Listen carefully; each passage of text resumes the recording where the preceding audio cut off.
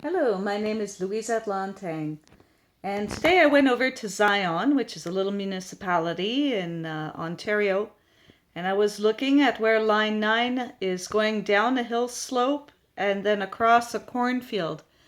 And the road was full of cracks and stress pressure issues. It looks like the ground is highly saturated. In the cornfield, I noticed there was heavy machinery tracks that were full of water, and the ground here is extremely fertile soil. It moves, it shifts with water flow. And I'm very concerned with the fate of Line 9 being buried at this location for several reasons. The inclination of the hill, the angle of the hill, means that there are joints at the top and joints at the bottom to help the pipe change angles, and those are weak points on a line. And if there were to be an abrupt closure of the line, would we see a hammer effect?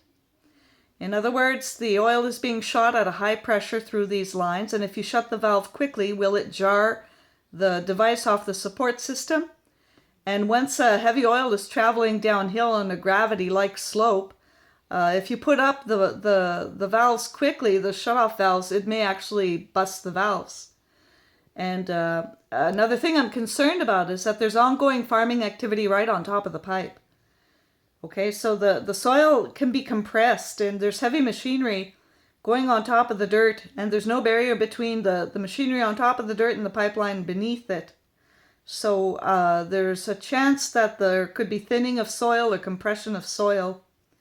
And as they till this soil, they could be coming in close proximity to the buried pipelines, be it the gas line or either one of the two high oil pressure pipeline.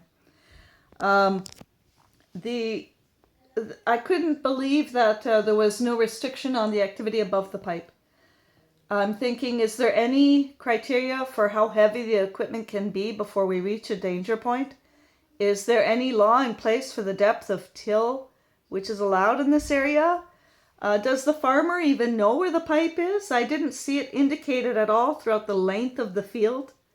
He's clearly working the land, and these pipes are side by side, spaced apart.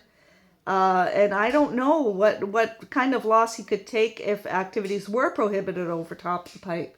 This is prime agricultural farmland. And if we were to prohibit activities like this across Ontario, how much farmland do we lose in perpetuity due to these pipes underneath?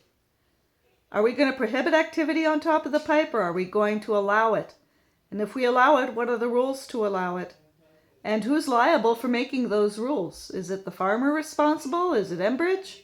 This is a huge liability, and I don't find it safe. I think if the road itself is cracking up, and due to water issues, that means that the roadway itself is shifting and sinking, then what's happening with the pipe underneath this dirt? Is it doing the same? Is it buckling? Is it sinking? Is it shifting? If we see potholes in the asphalt happening, are there areas where the water could perhaps be sloughing away underneath due to the groundwater surges that are associated with spring thaw or rain events? This is not the kind of area that has a strong foundation for a pipe. And I certainly wouldn't recommend this location as a continuous use for high pressure oil crossing like this. I'm really worried. There's a lot of hydrological stakes up there for a reason. And I don't think they should have built a pipe at the top of the hill like this. This seems ridiculous. It really does. And I'm worried. I'm really worried. The way I see it, there's a huge risk to our entire economic system from this pipe. And we need to analyze what we're doing here.